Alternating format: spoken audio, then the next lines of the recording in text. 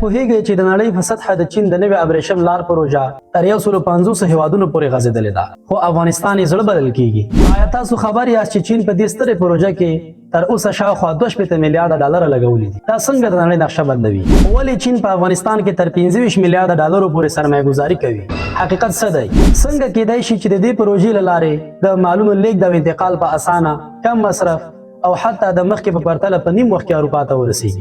ولې د نړۍ ستر ځواکونه د افغانستان موقعیت ته په ځانګړې توګه په دې ستره پروژه کې ځانګړې پاملرنه کوي؟ څنګه دا د افغانستان لپاره د اقتصاد د بیا راژوندي کېدو یو تاریخي فرصت بلل کیږي؟ او ولې د نړۍ ځینې هیوادونه دې پروژې ته د خطر په سترګه ګوري؟ آیا دا یوازې اقتصادي پروژه ده او که نه ډېر څه پکې پټ دي؟ دا او داسې نور مهم معلومات زموږ سره په همدې ویډیو کې وګورئ. السلام علیکم ورحمت الله وبرکاته. زه یم ستاسو ورور بختیار احساس او تاسو د احساس ګولډن ټي وي چینل ګورئ. نو راځو د بشپړې ویډیو طرف ته. تصور وکړئ د نړۍ تر ټولو ستره سوداګریزه لار له ختیځ نه تر لویدیځ پورې غځېدلې ده او د دې لارې په زړه کې افغانستان پروت دی، یو هېواد چې د جګړو له سیوري تېر شوی خو اوس د اسیا د ټرانزیټي زړه په توګه د نړۍ د اقتصاد او د نوې نقشې کلیدي برخه کېدلی شي.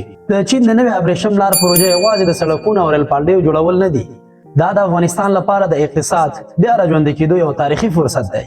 که د دې فرصت څخه په سمه توګه استفاده وشي، افغانستان کولی شي د سیمې د ټولو لارو څلور لارې شي، هغه څلور لارې چې د نړۍ سوداګري به پرې چټکه، ارزانه او خوندي شي. د چین د نړۍ په سطحه یوه ستره پروژه چې د بیلډ اینډ روډ انیشیټیو یا موږ ورته په ساده پښتو کې د چین د نوې ابریشم لار پروژه وایو، یوه داسې پروژه ده چې ټوله نړۍ پرې نظر لري. څنګه کولی شي نړۍ بدله کړي؟ او ولې افغانستان د دې سترې پروژې زړه دی؟ ولې دا پروژه د نړۍ تر ټولو ستره ترانسپورټي شبکه بلل کیږي؟ ځواب یې ساده دی، ځکه دا پروژه یوازې د یوې لارې جوړول نه دي، بلکې د سوداګرۍ، اقتصاد، سیاست او حتی د دې پروژې تکمیلېدل کولی شي یو ستر انقلاب رامنځته کړي.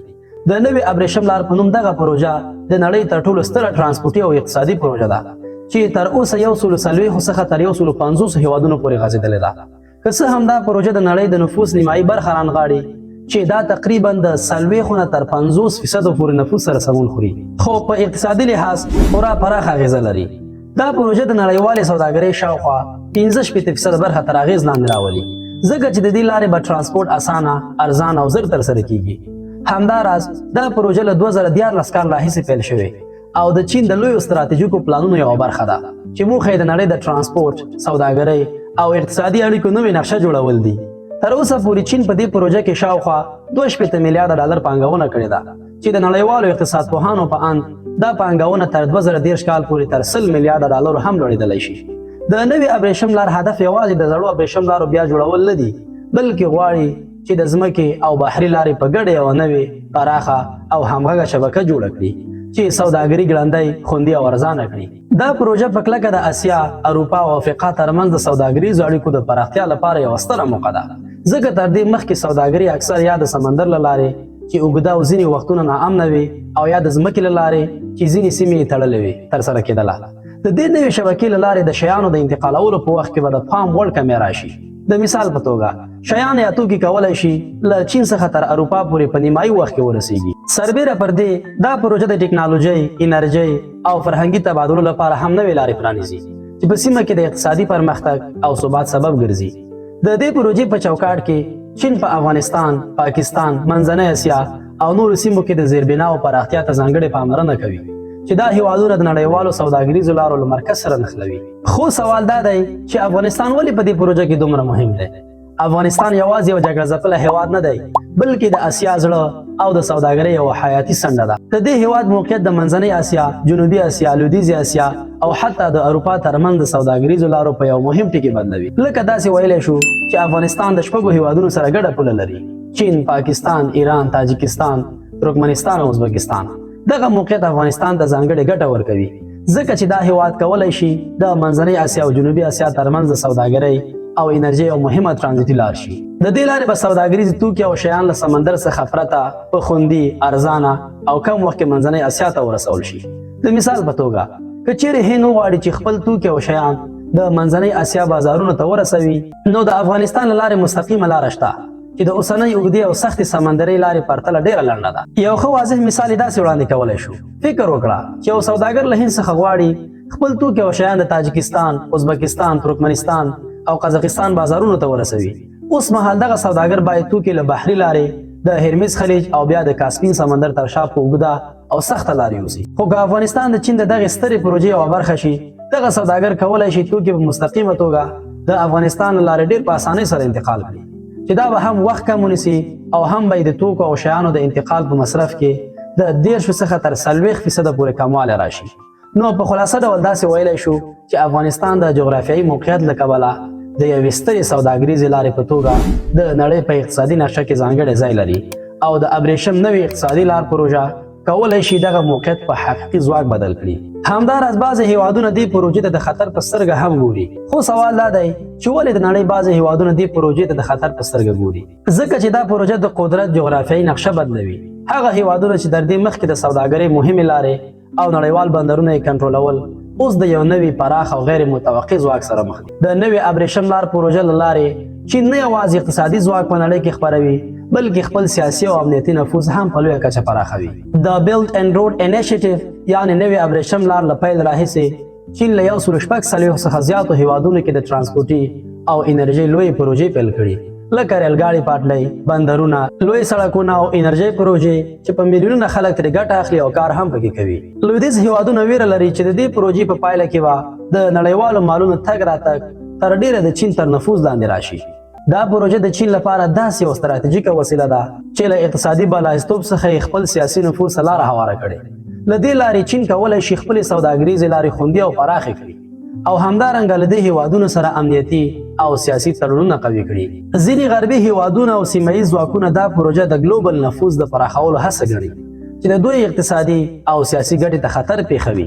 لکه د مثال په توګه که یوه ستره سوداګریزه لار یا بندر د یو نوي قوي هیواد په لاس کې ورشي، نو دا هیواد کولی شي د دغې لارې د کارولو شرایط ځان ته ګټه ورکړي. مثلا که چین په یو کلیدي بندر کې پانګونه وکړي او هغه کنټرول کړي، نو کولی شي دې بندر د ترانسپورټ مصرفونه جګ یا ټیټ کړي یا ځینې هیوادونه له دغې لارې بې برخې کړي. دغه حالت داسې دی لکه د یو لوی ښار یوه ستره لار چې له څو کلونو راهیسې د یو کس په واک کې وي او ناڅاپه بل کس پرې بشپړ واک ترلاسه کوي. د ښار ټولې ترانسپورټي او اقتصادي چارې بندېږي. خو بیا هم پوښتنه داسې مطرح کېږي چې څنګه د نوې ابریشم لار پروژه د سیمې او نړۍ سوداګري بدلولی شي. د نوې ابریشم لار پروژه د ترانسپورټ اوږدوالي، وخت او مصرفونو په ډیره اندازه راکموي. دا پروژه نه یوازې د لارې فزیکي پراختیا ده، بلکې د ټکنالوژي او لوجستیکي خدمتونو یو عصري نظام هم دی چې په مرسته یې د سوداګرۍ بهیر ګړندی او خوندي کیږي. د اروپا او چین ترمنځ د مالونو د لیږدونې وخت له 45 ورځو څخه تر 15 ورځو راکمولی شي. د مصرفونو کموالی د سوداګرو لپاره د 10 نه تر 40% پورې پیسې بچت کوي.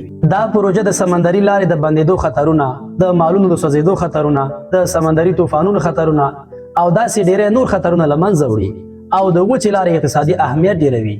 د ترانزیت په دې نوې لاره کې د ټرکونو، اورګاډو، بندرونو او لوجستیکي مرکزونو عصري او همغږي نظام شتون لري چې د مالونو د خرابېدو او تاخیر مخنیوی کوي. لکه یو ښه منطقي مثال یې داسې ویلی شو. فکر وکړئ یو واردونکی شرکت له چین څخه خپل تولیدات اروپا ته لیږي. تر دې دمه یې مالونه په لویو کانټینر بیړیو کې له جنوبي چین څخه د سټریټ اف مالاکا له لارې بحري لاره دیوله چې معمولا 15 ورځې وخت نیسي. که دا لاره د کوم طبیعي ناورین یا سیاسي ستونزې له امله وتړل شي، نو شرکت د زیات وخت د ضایع کېدو او مصرفونو سره مخ کېږي. خو اوس د نوې ابریشم لارې پروژې له مخې دغه واردونکی شرکت کولی شي چې مالونه په چټکۍ سره د چین له شمالي برخې د اورګاډي یا لارۍ له لارې تر منځنۍ اسیا بیا تر روسیه او اروپا پورې د 11 نه تر 15 ورځو کې ورسوي. دا لاره نه یوازې وخت کموي، بلکې د خطرونو کچه هم راټیټوي. نو خلاصه داسې ویلی شو چې دا پروژه د نړیوالې سوداګرۍ د نوې دور پیل دی چې د ترانسپورټ سرعت او موثریت زیاتوي، مصرفونه کموي او د سوداګرۍ لپاره نوې اقتصادي لارې پرانیزي. لکه د ترانسپورټ او لوجستیکي چارو کارپوهان په دې باور دي چې د چین نوې ابریشم لارې پروژه به د نړیوالې سوداګرۍ نوې عصر پیل کړي. همداراز چین د افغانستان د زیربناو لپاره تر 25 میلیارډو ډالرو پورې ځانګړې پانګونه کوي. دا پانګونه د سړکونو، اورګاډو پټلیو او بندرونو د عصري کولو لپاره ده ترڅو افغانستان د اسیا د ترانسپورټي مرکز په توګه وګرځي. دا پروژه یوازې د افغانستان لپاره نه، بلکې د منځنۍ اسیا، جنوبي اسیا او حتی اروپا ترمنځ د سوداګرۍ د اسانتیاو لپاره ده. د افغانستان اوسنۍ زیربناوې په ځانګړې توګه سړکونه او ریل پټلۍ د جګړو او ناامنیو له امله زیانمنې شوي او د عصري ترانسپورټ اړتیاو سره سمون نه خوري. د چین پانګونه به دا زیربناوې بیا رغوي او عصري کوي چې په نتیجه کې به د سوداګرۍ وخت او لګښتونه کم شي او د خلکو ژوند به ورسره ښه شي. پایله: نوې ابریشم لار یا بیلټ اینډ روډ انیشیټیو د چین تر ټولو ستره نړیواله پروژه ده چې د نړۍ د ترانسپورت، سوداګرۍ او اقتصاد نقشه بدلوي. دا شبکه له 150 هیوادونو تیره شوې، د نړۍ د نفوس نیمایي او د نړیوالې سوداګرۍ 15% تر اغېز لاندې راولي. د دې لارې له جوړېدو سره د چین او اروپا ترمنځ د مالونو لیږد له 15 ورځو څخه تر 15 ورځو راکم شوی او د لګښتونو کچه تر 40% پورې ټیټېږي. افغانستان د دې پروژې زړه دی ځکه د اسیا په مرکز کې موقعیت لري او کولی شي منځنۍ اسیا، جنوبي اسیا او اروپا په لنډه، ارزانه او خوندي لار سره وصل کړي. لویدیځ هیوادونه له دې پروژې ویریږي ځکه چې د نړیوالو سوداګریزو لارو او بندرونو کنټرول له پخوانیو ځواکمنو هیوادونو څخه د چین لاس ته لویږي چې دا د قدرت نړیوال توازن بدلولی شي.